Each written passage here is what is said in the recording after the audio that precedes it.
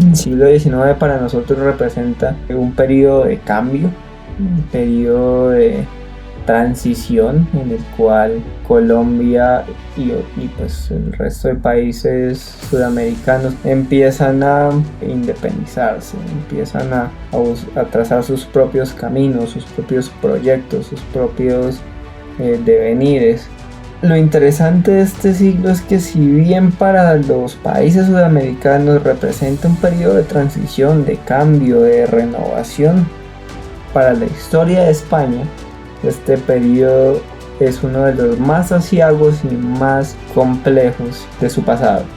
Con la subida de José Bonaparte al poder, pues se termina de desestabilizar una corona española.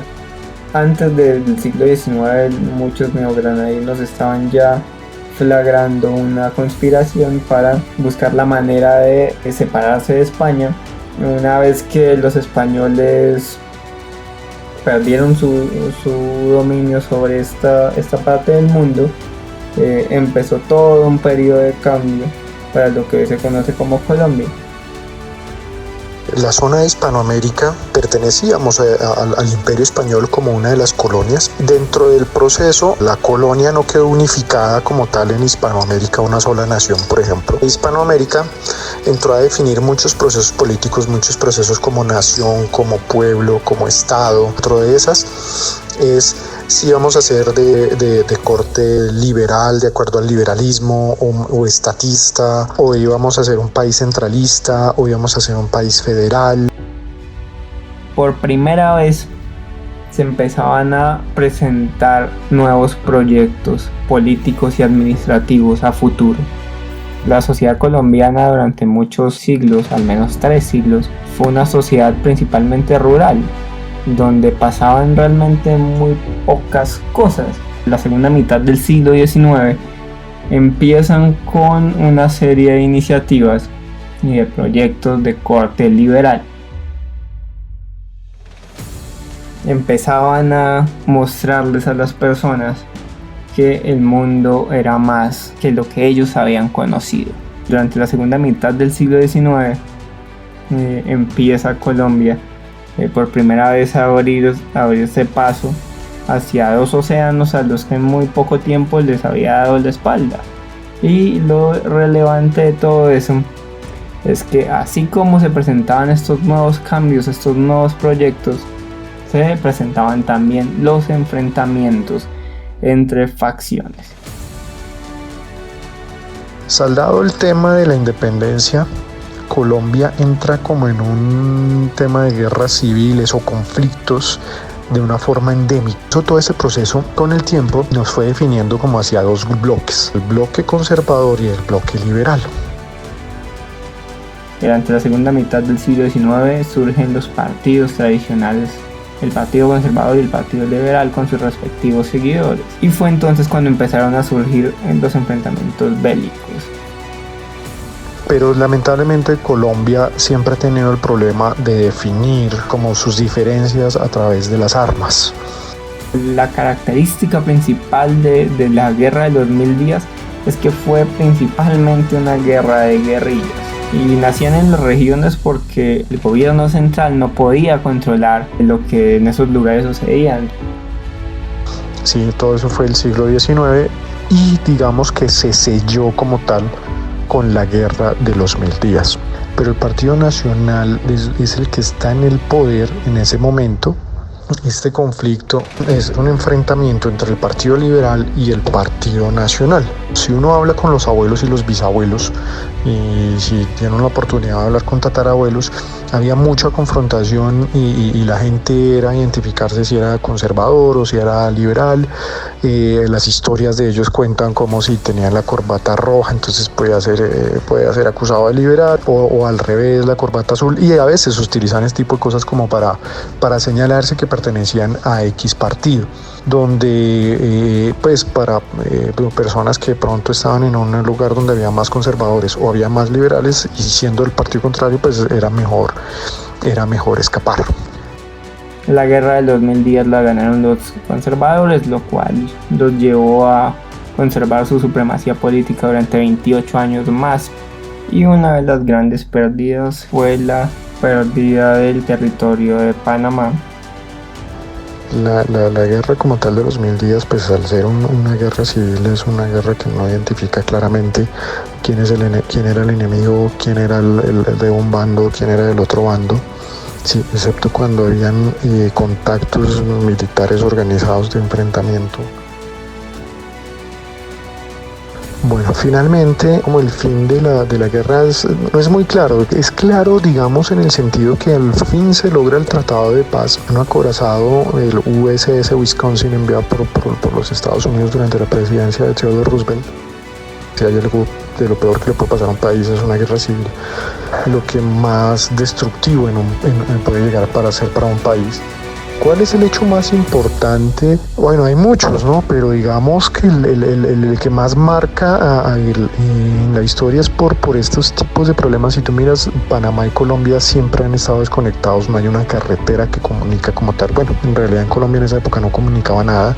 Panamá venía a ser muy importante para los Estados Unidos en el sentido de realizar el Canal de Panamá. Al año se da la independencia absoluta de Panamá, obviamente con el auspicio de los Estados Unidos, con el patrocinio total, en el cual pues Estados Unidos inmediatamente reconoció su independencia y Panamá le entregó de por vida la administración, construcción y administración del Canal de Panamá. A principios del siglo XX también empezaba a surgir una figura cuya meteórica carrera como abogado y como político había terminado impactando fuertemente la sociedad colombiana. Me refiero a Jorge Eliezer Gaitán. Él era abogado y en su momento era senador de la República. Él denunció el tema de esta violencia que había pasado de la matanza de las bananeras. Además de haber sido un abogado al parecer excepcional y un político sin duda alguna excepcional, era un tremendo retor, era un orador de masas implacable, una figura que sin duda alguna no había sido vislumbrada nunca en Colombia y que se había pulido en la Italia de Mussolini. Gaitán sin duda alguna representaba lo que el colombiano de a pie quería ver en uno de sus líderes.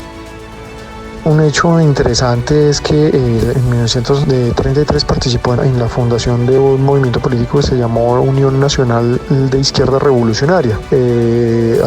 Participó ahí y donde se planteó una reforma agraria durante la presidencia de Eduardo Santos, pero todavía no quedó claro porque todavía tenemos problemas con ese tema del tema agrario. Ya hacia el avance, hacia la presidencia, fue presentado como candidato del Partido Liberal y con el tiempo fue avanzando en ser el candidato favorito de todo el pueblo. Ya se decía que él iba a ser el presidente del país.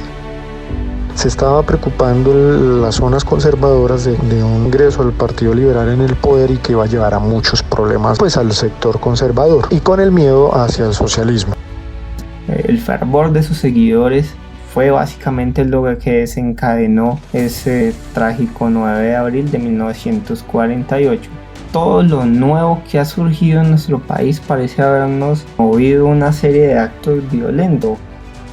El Bogotazo en sí ocurre es porque pues era el favorito, era el candidato del pueblo y asesinan a Jorge Eliezer Gaitán el 9 de abril de 1948.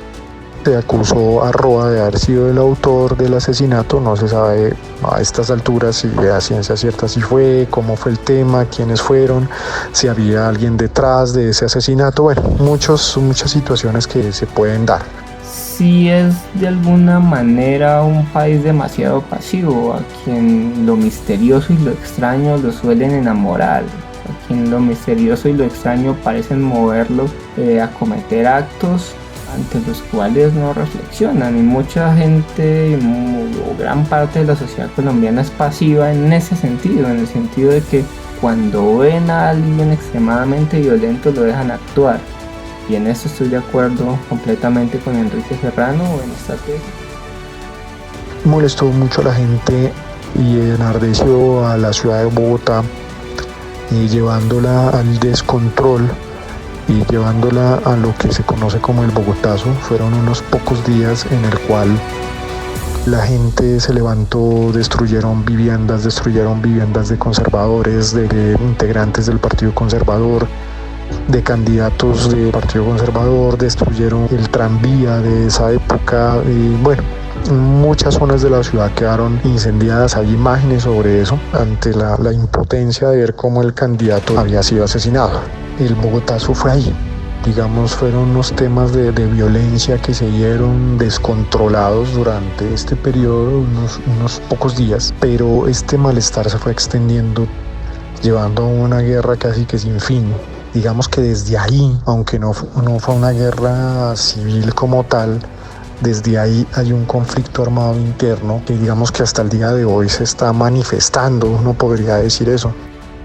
Coincidencialmente, hay uno de los hechos interesantes ahí coincidencialmente, y por eso hay escritos y hay temas de conspiración. Algunos dicen que la CIA estuvo involucrado, pues yo creo que nunca se sabrá. También hay otros hechos interesantes, que ese día estaba aquí Fidel Castro en Bogotá, en ese 9 de abril de 1948 estaba aquí. Entonces también hay unos hechos de conspiración, de que él estuvo aquí, de pronto participó incluso en eso para lograr una revuelta en Colombia. Bueno, Fidel Castro estuvo aquí, fue por un tema de un congreso latinoamericano de estudiantes, ¿sí? Eso lo financió el gobierno peronista, Perón en Argentina, bueno, todo este tipo de cosas, se enlazan muchos temas ahí. El tema del Bogotazo, digamos que eso generó una violencia generalizada en el país, otra vez bipartidista, y digamos que se salda en teoría con lo que se llamó el Frente Nacional. El Frente Nacional fue un acuerdo entre el Partido Conservador y el Partido Liberal. Ese fue el acuerdo al que se llegó para, digamos, saldar toda esta violencia y digamos que casi que dar por terminado todos los hechos que nos llevaron desde el Bogotazo. Algunos historiadores saldan el tema de violencia un poquito antes, pero el tema de violencia continuó con estos sectores que no estuvieron contentos. También apareció el M-19 durante ese periodo y aparecen estas otras guerrillas. Hemos dejado actuar a muchos agentes de la violencia. Lo importante en la historia colombiana es observar eso y poderlo tomar con pinzas, es ver cómo podemos dejar de ser un poco pasivos ante la historia que nos ha tocado para tratar de construir un mejor futuro. Yo te diría que el Bogotazo y el asesinato de Jorge Eliezer Gaitán es como un hecho más de todo este problema de entendimiento en Colombia y de lograr saldar muchas diferencias que no se logra a través del diálogo, sino buscando los métodos violentos, y cada vez hemos seguido con esta tendencia.